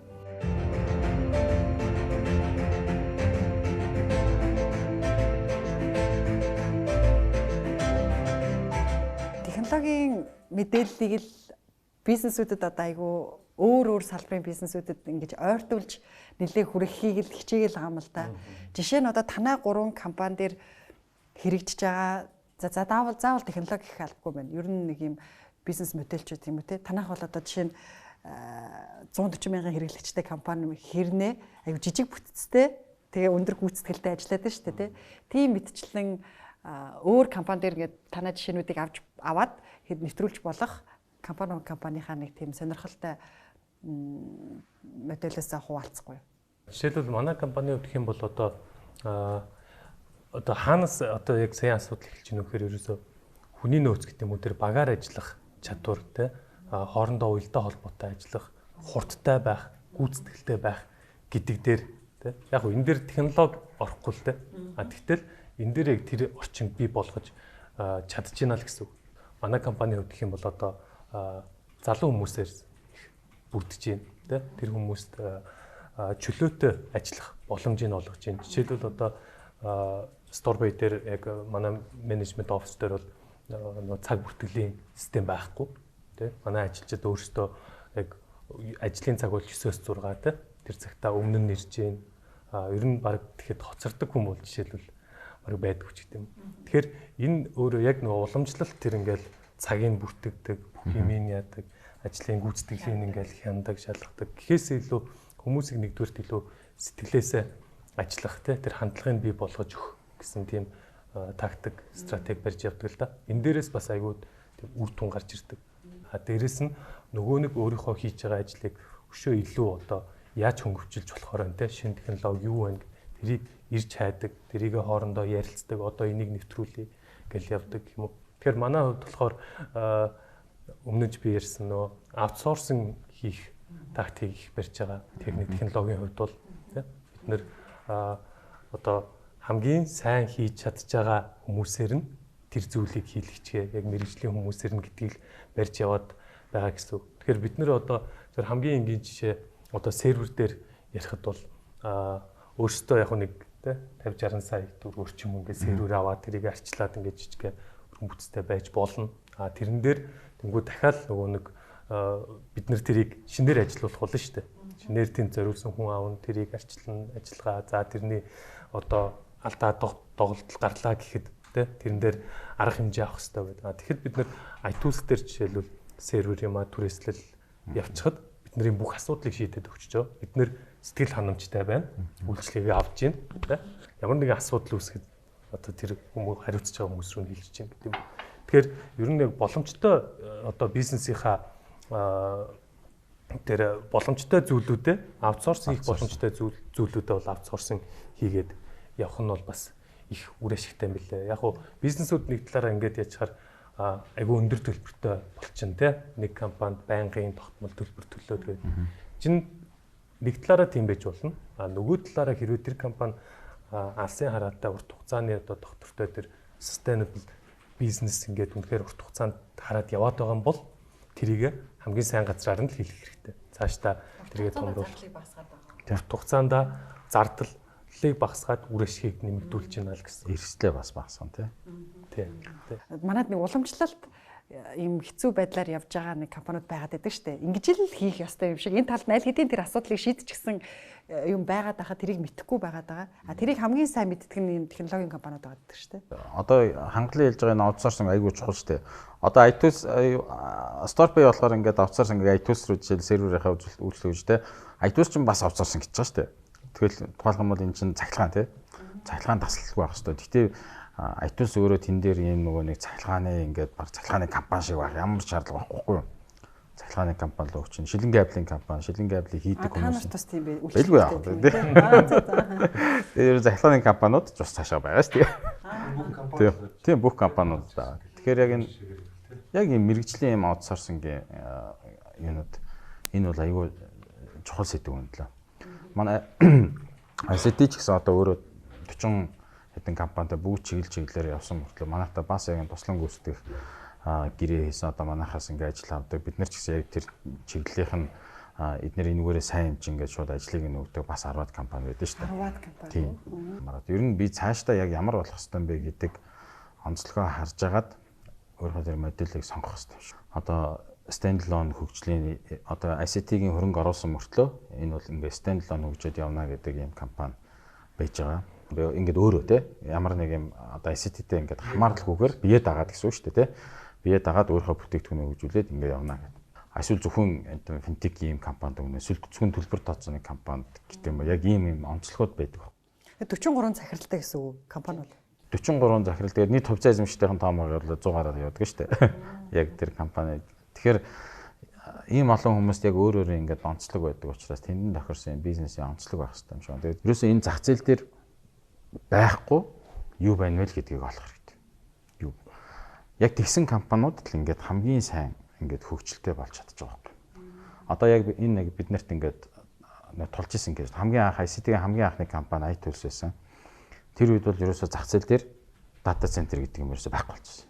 Яг нь хөгжлийнхөө үед ингээд нэг 2-3 янзын юм дата центр байгуулахсан оролдлогууд бол болсон. Гэхдээ дандаа ингээд амжилтгүй болоод явж. Тэгээд Монголын зах зээлийн 95% нь гадаадад хостинг хийдэг болсон үед огт байхгүйсэн юмыг ингээд оруулаад ирэхээр маш соргоор хүлээгээд авдаг. За клауд гэж явж байна одоо сүүлд гарч байгаа тий. Клауд ерөөсөө маа зах зээл дээр байхгүй. Тэгээ ингээд бодохоор нэг юм хэцүү юм шиг хүмүүст ихлээр санагддаг юм байл л тий. Одоо дэлхийн ингээд Apple-ийнх чинь өөрөө iCloud гэж мундаг том клауд эцсийн хэрэглэгчдэр очдог. Amazon-ы тий AWS гэлэн энэ ч бүр ингээд дэлхийнхаа баг асар том маркетинг ингээд эзэлчихсэн. Amazon ч дэлхийн топ компани. Тэрнийх нь 50% нь дэлгүүрээсээ 50-аас илүү дахиад нөгөө 50%-нд одоо илүү хувь нь AWS-ээс орлого олдог болсон. Хэдэн мянган ажилтнтай ийм хүнийг хүмүүс яаж угаарч давж гарч хийж одоо юу ах вэ гэж шууд л бодогдно эхлээд. Гэхдээ хийхгүй бол манай энэ зах зээл дээр байхгүй. Тэгэхээр энэ зах зээл дээр байхгүй юм чи хийвэл ер нь яа ингээ хийгээ үзэхээр тэр төд рүү хэрэгцээ нь байж байгаа учраас ингээ маш хурдан ингээд хөгжөд гараад ирж байгаа юм. Тэгэхээр хаана юу байхгүй вэ гэдгийг л ингээ шууд харж ирээ. 2000 онд байгуулагдаад бид нар бол Австралийн банкс гэдэг банкны суурь системийг банкудаа нэвтрүүлээд явжсан. Тухайн үед бол банкны суурь систем хийн Монгол залуучууд банкны суурь систем хийн гэдэг бодол үлгэрийн сонсогч ийсэн. Тэгээд тухайн үед бол манай үүсгэн байгуулагч хөгтөрч байгаа тэрийг бол тухайн захирлуудтайгаа нийлээд бүгдрээ хийя. Монголчууд бас юм оюуны бүтээгдэхүүн гадны зах зээл дээр гарах хэрэгтэй. Монголд нэгдүгürt байхгүй. Тэгээд бүгдээрээ энүүгээрээ дагнаад профессионал те яг зөвхөн энэ дээрээ мэрэгсэн ийм байгууллага болёо гэд гүрээсээр хагаад бид нар 2004 онд анхны банк усын систем, 2006 онд анхны банкны суурь системийг нэвтрүүлжсэн банкудаа. Тэгээд тэрнээсээ шууд ингээд банкудаа нэвтрүүлээ шинэ хувилбарыг гаргаад ингээд явж байгаа. Тэгээд банкны систем, төлбөрийн одоо энэ хөрөнгө оруулалт дандаа санхүүтэй холбоотой юм системүүд бид нар хийгээд өөр одоо сайн чаддаг компаниудтай бид нар хамтрая тий интеграцийг ахаал түрүүний нөгөө интеграцийг тэдэртэйгээ хамтраад шинэ бүтээгдэхүүн үйлчлэгээ харилцагч нартай болгоё. Хаяа манайхлаа одоо ингээд холбогдоод юу гэдэг манай хийдгүү те салбарын системийг шийдлийг сонирхоод ороод ирвэл бид нар манайх энийг бол хийхгүй. Бид нар бол гэхдээ хийдэг байгууллагуудыг мэдчихэж байгаа. Тэдэртэй нь холбоотой өгөөгүй бүр утсын ингээд өгöd явдаг. Манай хувьд бол бүгднтэй нэгдээ, бүгднтэй хамт ингээд open ажиллая. Бид нар бол тийм бэлэн байдаг. Гэхдээ бид нар бол зөвхөн яг энэ банкны салбартаа энэ бичил санхүү те энэ санхүүгийн салбартаа мэрэгсэн юм байгууллага учраас энийг л хиймээр байна. А энэтэй холбоотой энэ экосистемтэй холбоотой одоо спортлоод одоо туслаад орж ирэх өөр ямар дэд бүтцүүд байна, өөр ямар платформуд байна. Эднэрт бас хөрөнгө оруулалт хийгээд явж байгаа. Одоо нэг гүүрээр ялмал тэр гүүрийн суурьуд нь өөр платформуд байна гэвэл тэднийг хийж байгаа те. Тэр завсраар явж байгаа өөр одоо ямар нэмэлт өөрчлөлтүүд байдیں۔ Өөр шинэ ямар компани байдیں۔ Тэднэрт хөрөнгө оруулалтад явъя. А ямар ч хамааралгүй компанид бол бид нэр хөрөнгө оруулалт хийгээ ч юм уу, тим компани систем хийгээд өөр тим юм систем хийж байгаа байгууллагуудтайгаа өрсөлдөд те. Түрүүн хэлсэн жижигхэн зах зээл дээр ингээ өрсөлдөд улам бага маржин дээр ингээ алдцаадах сонирхол бол байхгүй. Тэгэхээр яг энэ бодлогоор явж байгаа. Тэгэхээр IT-гаар IT ч үт юм уу бидний өөр ямар ч байгууллага бусдуудтай сайн хамтарч ажиллах хэрэгтэй. Дээрээс нь өөрсдөө хийж байгаа юм мэрэгжлийн болох хэрэгтэй те. Мэрэгжсэн зөвхөн тэрийг маш сайн хийдэг. Танаа брендийг, танаа компанийг сонсвол тэр систем бодогддог тий. Банк гэж бодогддог. Банкны систем найдвартай байдал ч юм уу тий. Хүний толгойд ямар нэгэн тийм имиж буух хэвээр. Тэрийг л маш сайн бодтойгоор хараад тийм одоо бодтой зураглал бүх хүний танаа яг хэрэглэгчэд одоо байнга буудаг болохын тулд явах юм бол магадгүй илүү амжилттай байх болоо гэж бодож байна. Тэр барьсан өнцгөө барьж явъя гэдэг бол маш чухал санагдсан надад. Тэгээ танаа хэлжсэн шүү дээ. Надад манайх бол бэлэн мөнгөөр зээл олохгүй гэдэг. Тэр бэлэн мөнгөөр зээл олохгүй. Тэр чиг таалагчсан л да. Тэр чинь хамгийн өндөр ашигтай зах зээл байгаад байна шүү дээ. Тэгсэн чигээ ялгарлаа бариад тийш орохгүй гэдэг юм. Тий. Тэгэхээр яг энэ бол ер нь айгүй чухал асуудал. Одоо бизнес оршин тогтохтой цааш тийм.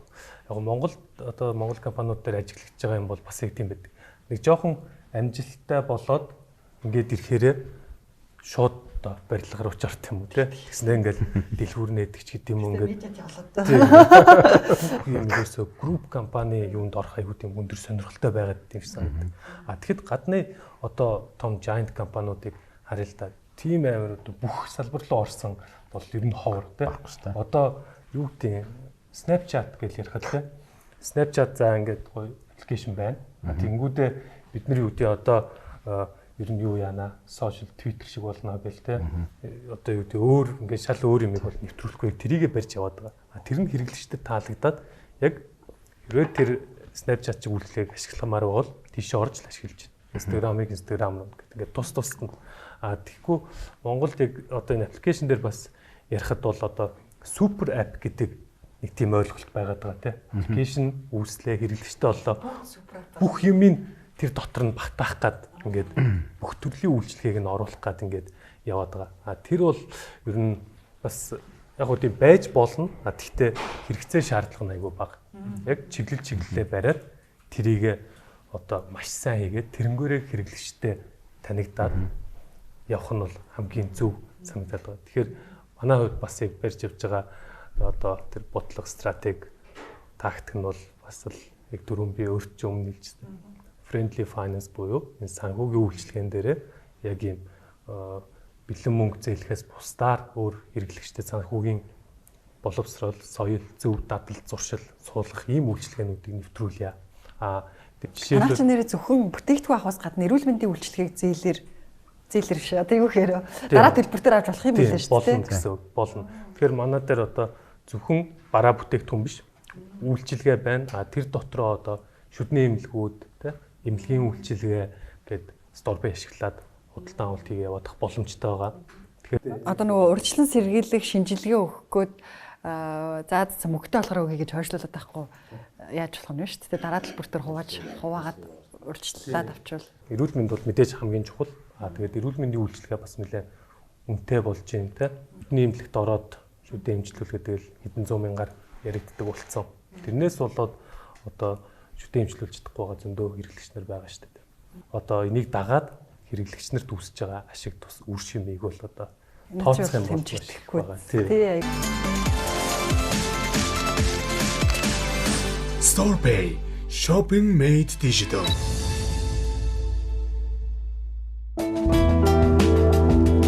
Ажил ихтэй бол одоо аль болох оройн унтаж өглөөрт ажиллаа эхлэхийг боддог. Маш их ажилтай үед бол тэгэл 5-6 цагт одоо ажил гэрээсээ гараад ажил руугаа ирээд ажиллаа хийгээд суухад маш тийм кайфтай байдаг. Ер нь яг санаанд орсон үедээ бүх юмаа ингээд тэмдэглэж явах тийм ер нь нэг тийм дадал зуршилтай. Одоо хүмүүс нэг тийм тэмдэглэлийн дэвтэр дээр айгуу гоё тэмдэглэгээ хийгээл ингээл явдаг. Би ерөөсөө ерөөдөө таарсан тийм цаасны өөдөөс юу байна ингээл тийм замраагүй юмнуудаа тэмдэглэх дуртай. Гэтэ энэ нь өөрөө цаасан дээр тухайн одоо тэр ботсон сансан юм одоо чөлөөтэй ингээд бодоод сэтгээд дэлгэрүүлэхэд айгүй тийм зүгээр санагддаг. Яг дэвтэр дээр ингээд зэгцтэй бичгээр нэг хайрцагт баригдаж байгаа юм шиг. Хурдан их дуртай. Ажилчдаа ч гэсэн ер нь тийм шаардлага тавьдаг. Хурдтай байдаг. Асуудлыг одоо гэл шийдээд дараагийн алхмаа явах хэрэгтэй. Хилцээнээс ер нь их удаашрал үүсдэг гэж боддог. Сүүлийн үед яг одоо нөгөө ютубер ч юм уу те номнуудын товчсон хувилбар одоо Pag University гэдэг гоё чаналууд гарч ирсэн байлээ. Тэн дээрээс яг нэг номыг ерөнхий утгыг одоо нэг 20-30 минутанд багтаацсан гоё контентууд байгаа. Тэднийг их сонсож байна. YouTube те интернет ашиглаад маш их юм сурч авч байгаа.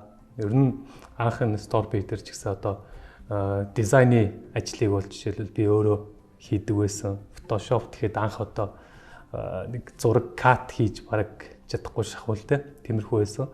Тэгээд YouTube-ээр үзээд өөрөө судлаад тэгэхэд бас нэг гайгүй дундаж дизайнерын хэмжээнд бас өөрийгөө хөгжүүлж чадсан. Тэгэхээр YouTube-ээс ер нь хэрэгтэй шаардлагатай юмнуудаа маш олон контентуудыг тэн дээрээс суралцдаг. Сүүлийн бараг жил 2 жил болоод амралтын өдөр одоо байнга л бас ажил дээрээ ерөөхдөө ажиллаа байнга амжуулах юмнууд гарч байгаа. Мэдээж аль болох гэр бүлтэйгээ цаг заваа өнгөрүүлэхийг хүсдэг. Төлөвлөсөн бол нэг хактер алга. Гэхдээ ерөөхдөө л энэ бизнес компани нэг өдөртөө зохион байгуулах энэ ажил дээр бол маш их одоо шин скиллүүд шаардлагатай. Тэр бүгдийг тухай бүрт нь одоо уншиж судлаад хөгжүүлж явж байна. Өөрөөр гэх юм бол ер нь яг нэлээд спортлогдлаасаа одоо өвлийн улирал ирж байна те. Тэгэхээр одоо сноуборд оргуулах гэдэг юм. Тэр талаар ер нь спорт нэлээд туршиж хөгжүүлэе гэсэн бодолтой байна. Мэдээллээс одоо хоцрохыг хүсдэггүй. Байнгын одоо мэдээ улсын сайтууд руу орохтой. Одоо сте тогтмол явахыг одоо хичээдэг. 3 дугаарх нь гэх юм бол ер нь ажлаа эргэцүүлэн их боддог доо. Ойрын төлөвлөгөө юу байна те. Тэрийгэ банк чеклж яадаг. Миний мартсан сансан юм юу байгаа вэ? Өчигдөр уржигдөр одоо юу бодож ийлээ тэрийгэ мартчихлаа гэд. Хаяа бас хитрхи их боддсон юм шиг санагддаг. Өөрөө үдгэж боддог.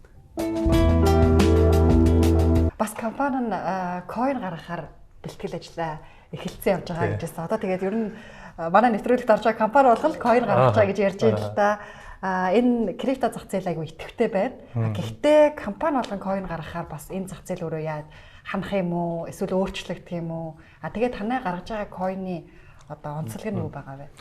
Одоо giant компаниуд те дэлхийн групп одоо технологийн үйлчилгээ сервис бүхэл компаниуд одоо жишээлбэл энэ технологи руу хөрөнгө оруулалт хийх, энэ технологи зориулсан өөрсдийн одоо бүтэц зохион байгуулалт хэлцээг одоо ажилуулах ч гэдэг юм уу те өөрсдийнхөө одоо нийт хөрөнгийн asset-ийнхаа тодорхой хувийн одоо крипто руу шилжүүлж одоо байршуулдаг болцсон.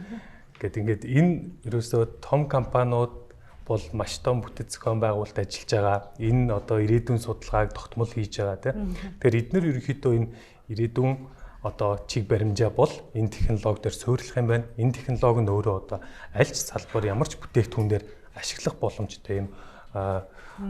Маш одоо уламжлалт тэр интернет гэдэг ойлголтыг тийм уламжлалт тэр дата хадгалах сервер одоо гэдэг ойлголтыг эвдэж өгч байгаа юм гайхамшигтай технологи байгаа. Тэгэхээр яг уу бид нэр одоо харж байгаа өнцг нь крипто валют, coin гэж харагдаж байгаа боловч энэ нь өөрөө маш олон боломжийг одоо шинээр нээж өгч байгаа. Бидний хувьд бол SBC токен гэдэг Storypay coin энэ бол нэршил, хоёр нь бол токен.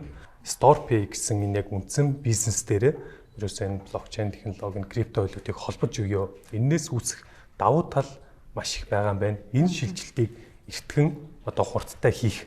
Эсвэл нөгөө нэг бизнесийн хурд явж штэ тий. Байнгын шилжиж явах хэрэгтэй. Шинэ боломжуудыг ашиглах хэрэгтэй. Ийм одоо төлөвлөгөөгөөр явж байгаа. Яг 6 сараас ерөнхийдөө яг энэ ажилдаа ороод тий. За окей бид нарт Storypay дээр яг энэ үүссэн хэрэглэгч байна, мерчентүүд байна, энэ үйлчилгээ нь байна. Өдөр тутам тогтмол хийгдэж байгаа худалдан авалтууд байна. Энэ дээр ерөөсөө биднэрт яг энэ coin token гэдэг зүйлийг яг бодтоор ингээд ашиглах туунтай, суурилсан бизнестэй, дэд бүтцтэй байлгах. Яг тэр одоо талаас нь биднэрт бүх боломж нь байна гэж олж харсан. Яалтчгүй одоо зах зээлийнхаа шахалтаар технологийн компаниуд ийшээ крипто зах зээлтэй бизнесээ уяах, холбох, ахаад хэрэглэгчдэд ийм сонголт өгөх шаардлага бол тулгарч байна л да. Яг хэрэглэгчийн өнцгөөс StorePay coin-ыг авах одоо гол 3 ч гэдэг юм те 5 одоо шаардлага нь юу вэ? Маш тодорхой хэлье. Нэгдүгээрт бид нар бол энийг одоо яг зах зээл дээр дуршигдсан, батлагдсан өөрсдийнхөө StorePay буюу үндсэн үйлчилгээнд дээр суйрлуулж хийж байгаа. Энэ одоо нэгдүгээр хамгийн том давуу тал бизнес байна тий. Яг зөв. Бид нар одоо цоо шинээр бид нар заахгүй энэ мөнгийг татан төвлөрүүлчихэд бид нар энийг ийм бизнес болгоно гэж бол яваагүй гэсэн. Нэгдүгээр давуу тал. За хоёрдугаарх нь гэх юм бол энэ дээр бид нар энэ SPC-гийн хэрэгцээг нь бизнес дээрээ тулгуурлаад үүсгэж байгаа гэсэн. Манайх болохоор яг энийг үндсэн энэ санхүү финтекийн үйлчлэгэн дээр суйрлуулж өгснөөрөө энэ дээр яг гол одоо цогц систем болж байна гэсэн үг. StorePay-ийг ашиглана, худалдан авалт хийн. StorePay аппликейшн дээр ашиглах боломжтой байна. Буцаан олголт те урамшуулалт олгогдно. Үйлчлэгээний эрхэн дээр ашиглах боломжтой гэдэг боддоор ашиглах хэрэгцээ үүсэх тэр нөхцөлийг хангаж өгч байна гэсэн үг. За 3 дугаарт хил хязгаар гэж байхгүй. Тэгэхээр бидний яг нөгөө нэг дараагийн алсын хараа хамгийн гол зорилгод хүрэхэд энэ бол хамгийн том одоо түлхцийг өгнө гэсэн үг. SPC coin-ыг нэвтрүүлснээр. За тэгэхээр StorePay coin бусад дараагийн зах зээлд бид нэр зүүн даацд ингээд боддоор нэвтрэх ажлаа эхлүүлсэн явж байгаа. Энэ дээр нэвтрээд явхад SPC-г бид нэр цаашдаа энэ бол StorePay-ийн яг үндсэн cryptocurrency болж ашиглагдана. Бүх зах зээлийн дунд нэгдмэл байдлаар энэ ашиглагдах боломж байна гэсэн. Тэгэхээр хамгийн товчхон тодорхой. Бизнесэнд гарчсан юм чинь coin нь бол гадны зах зээлд гарах. Тэр зах зээл дээр одоо яг өрсөлдөөнд орж үнцэнээ өсгөх тэр боломж нь бол дагаад л шууд явчихж байгаа юм байна л да тий. Бэлэн энэ үүсгэсэн байгаа дэд бүтц дээр суурилж байна. Энэ одоо криптогийн өөрийнх нь нөгөө үнц нь хаана өсөж буурах боломжтой юм бэ гэхээр энийг бид нэр StorePay үндсэн бизнестэй уяад өгч байна. Энэ бол харилцан шууд хамаарлаар StorePay-ийн хэрэглэгч нэмэгдэх, StorePay ашиглан худалдан авалт одоо ихсэх, түгээмэл хэрэглээ болох ингэх тусам энийг дагаад энэ яг зах зээлийн хамгийн гол зарчмаар эрэлт нийлүүлэлт нь хангагдаад үнц нь өсөд явах боломж байгаа гэж бид нар харж байгаа.